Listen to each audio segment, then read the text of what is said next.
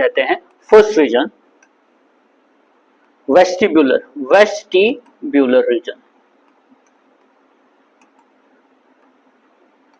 ये होता है बिल्कुल नॉस्ट्रिल के बिल्कुल साथ में, क्लोज टू नॉस्ट्रिल। मतलब नॉस्ट्रिल जहां पर होता है ना, जो नोज की ओपनिंग होती है उसके बिल्कुल साथ में होता है, बैक साइड पर। और इसमें प्रेजेंट होते हैं, इसमें होते हैं हेयर्स, और खाली हेयर्स नहीं होते हैं, इसमें हेयर्स के साथ साथ सीलिया भी होते हैं। और इनका काम क्या होता है, ये किसी भी सॉलिड पार्टिकल को नोज के अंदर एंटर होने नहीं देते हैं, इनका ये काम होता है।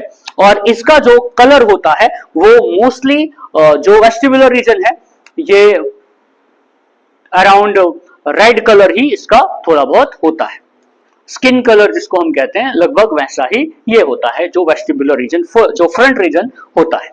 अब ये लार्ज डस्ट पार्टिकल को एंटर होने नहीं देता, तो जो डस्ट पार्टिकल्स हैं, डस्ट पार्टिकल्स, ये उन डस्ट पार्टिकल्स को क्या करते हैं, रोकते हैं, उनको स्टॉप करती है, स्टॉप्स द डस्ट पार्टिकल के वो एंटर ना हो और हमारा जो रेस्पिरेटरी ट्रैक है वो सही रहे। सेकंड पॉइंट जिसको हम बोलते हैं रेस्पिरेटरी रीजन। अगर हम बात करेंगे रेस्पिरेटरी रीजन की, रेस्पिरेटरी रीजन ये दूसरे नंबर का होता है, सेकंड नंबर पर ये रेस्पिरेटरी रीजन होता है। और रेस्पिरेटरी रीजन का जो कलर होता है वो रेडिश होता है। और इसका जो सबसे इंपॉर्टेंट पॉइंट है रेस्पिरेटरी रीजन का, इसमें रेस्पिरेटरी एपिथेलियम प्रेजेंट होता है। इसकी जो कवरिंग है उसका नाम है, जो यहां पर रीजन होता है, कवरिंग है, उसको हम बोलते हैं respiratory epithelium, EPITHELIUM, respiratory epithelium.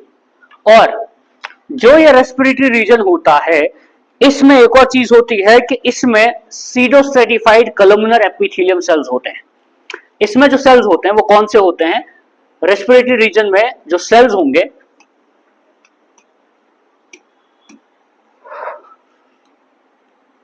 इसमें जो सेल्स होते हैं वो होते हैं सीलिएटेड, CILIATED,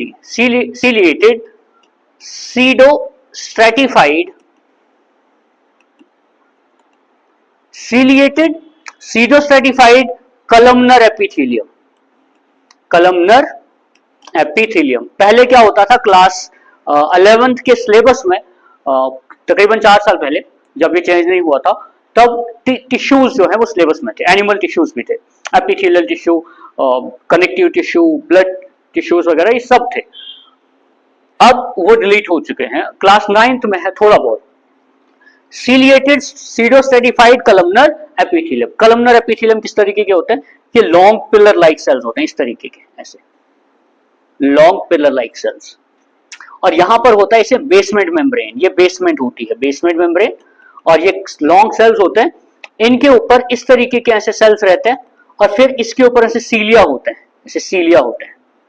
तो ये जो शेप होता है ये सीलिएटेड सीडोस्ट्रेटिफाइड कलमनर एपिथेलियम की होती है, इस तरीके। पहले बेसमेंट हो गया, बेस, उसके बाद ये हो गए लॉन्ग सेल्स, ये जो लंबे लंबे सेल्स होते हैं ना, ये कलमनर सेल्स होते हैं।